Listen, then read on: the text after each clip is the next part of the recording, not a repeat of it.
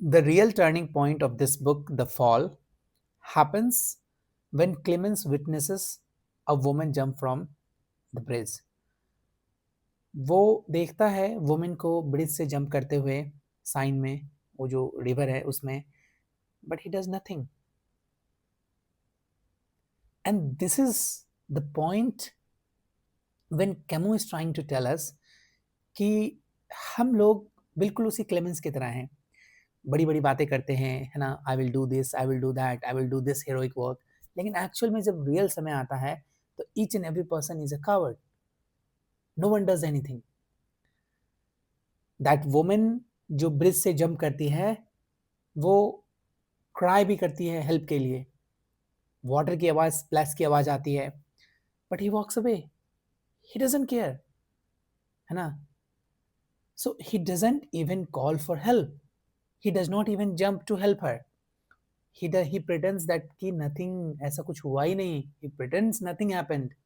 So this one act started the entire, the जो image Clemens ने बनाई थी बुक के अंदर, है ना. And then he realizes that he is a coward person, he's a coward man.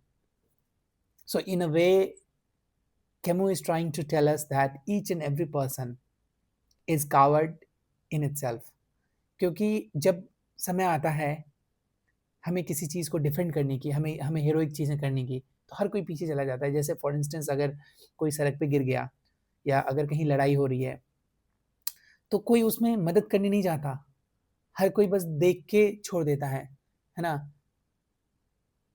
मैंने ऐसे कई वीडियोस देखे हैं, आपने भी कई वीडियोस देखे होंगे. तो इट्स हीरोइक जो चीज़ें हैं ना, वो सिर्फ और सिर्फ दूसरे को खुश करने के लिए, मतलब अपने आप को खुश करने के लिए, कि सामने वाला देख रहा है कि नहीं, तब जाके मैं उसे हेल्प करने जाऊंगा, so that the people will say कि कितना अच्छा आदमी है.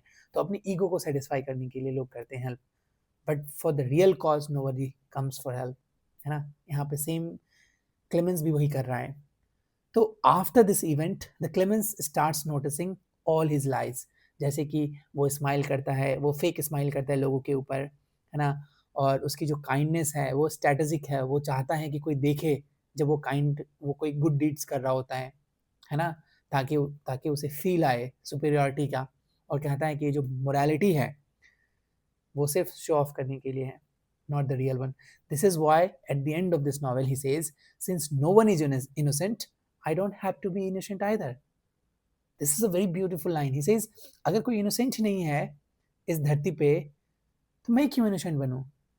So that is a very bold statement, जो कि एक प्योर इन